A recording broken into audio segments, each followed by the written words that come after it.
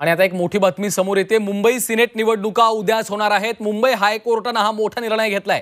Mumbai Senate निवडणुका उद्याच होणार असल्याचं कळतंय। युवा सेनेच्या याचिकेवर आता हायकोर्टाने हा निकाल दिलेला आहे। युवा सेनेने या संदर्भात याचिका दाखल केलेली होती आणि त्यावर आता मुंबई हायकोर्टाकडून हा मोठा आणि महत्त्वाचा निर्णय आलेला आहे, ज्यावरून आता राजकारण देखील तापलेलं आपल्याला पाहायला मिळालं होतं। अखेर आता मुंबई सिनेट निवडणुका उद्याच होणार असल्याचं कळतंय। मुंबई हायकोर्टाने या संदर्भातला हा मोठा आणि महत्त्वाचा निर्णय दिलेला आहे।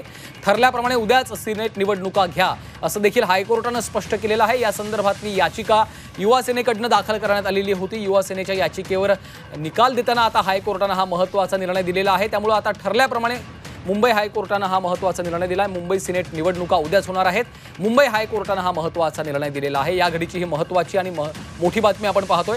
ठरल्याप्रमाणे उद्याच सिनेटच्या निवडणुका घ्या असं हायकोर्टाने म्हटलेलं आहे। मुंबई विद्यापीठ सिनेट निवडणूक उद्याच घेण्याचे कोर्टाने निर्देश दिलेले आहेत। या घडीची ही महत्त्वाची आणि मोठी बातमी आपण पाहतोय। खरं तर युवा सेनेकडून या संदर्भात याचिका दाखल करण्यात आलेली होती आणि या याचिकेवर सुनावणी घेतल्यानंतर आता मुंबई हायकोर्टाने हा महत्त्वाचा आणि मोठा निर्णय दिलेला आहे। ठरल्याप्रमाणे उद्याच सिनेट निवडणुका घ्या असं हायकोर्टाने म्हटलेलं आहे। आपण पाहतोय सिनेट निवडणुकांना स्थगिती दिल्यानंतर आता त्या संदर्भात बरीच चर्चा झाली होती, बरंच राजकारण देखील रंगताना आपल्याला पाहायला मिळालं होतं। अखेर आता मुंबई हायकोर्टाच्या हा निर्णय आलेला आहे। युवा सेनेने या संदर्भात याचिका दाखल केलेली होती। आता मुंबई सिनेट निवडणुका उद्याच होणार आहेत। या घडीची ही महत्त्वाची बातमी आपण पाहतोय।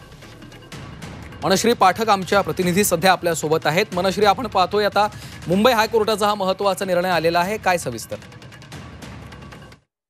हायकोर्टामध्ये आज सुनावणी झालेली आहे आणि हायकोर्टाने स्पष्ट शब्दात हे निर्देश दिलेले आहेत की ठरल्याप्रमाणे निवडणुका या घेतल्या जातील। त्यामुळे आता उद्याच या सिनेट निवडणुका या पार पडणार आहेत। मध्यंतरी या सिनेट निवडणुकांना स्थगिती देण्यात आलेली होती। जवळपास 10 पदांवरच्या या सिनेट निवडणुका आहेत। जवळपास 2.5 वर्ष या निवडणुका खोळंबलेल्या होत्या। विविध कारणांमुळे या निवडणुका खोळंबलेल्या होत्या। मात्र जी मतदार यादी आहे त्यानुसार आणि ठरल्यानुसार निवडणुका घेण्याचे निर्देश हे हायकोर्टाने आता दिलेले आहेत।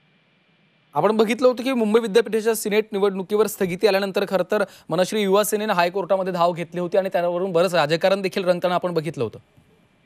युवा सेनेने अर्थातच हायकोर्टामध्ये धाव घेतलेली होती आणि हायकोर्टाचा हा निर्देश अर्थातच युवा सेनेसाठी मोठा दिलासादायक आहे, कारण युवा सेनेची ही मागणी होती।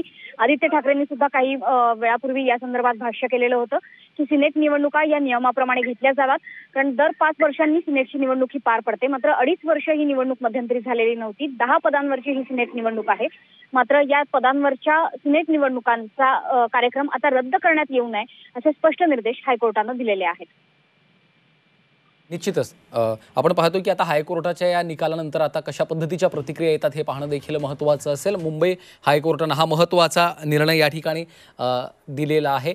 मनश्री, आपण पाहतोय की विद्यापीठांच्या कुलगुरूची देखील चौकशी करून कारवाई करावी अशी देखील मागणी आदित्य ठाकरे यांनी केली होती। नक्कीच कुलगुरूंची चौकशी झाली पाहिजे असं भाष्य आदित्य ठाकरेंनी केलेलं होतं। मात्र आता खरी रंगत येणार आहे ती म्हणजे उद्याच्या ज्या निवडणुका होतील, कारण उद्याच या निवडणुका घ्या असे स्पष्ट निर्देश हायकोर्टाने दिलेले आहेत। त्याच्यामुळे या नंतर विद्यापीठ आता नेमकं काय नोटिफिकेशन काढतंय याकडे असणं गरजेचं आहे, कारण जरी हायकोर्टाने निकाल दिलेला असला तरी विद्यापीठाकडून त्या कोणतंही नोटिफिकेशन या निवडणुकीच्या संदर्भानं आलेलं नाहीये।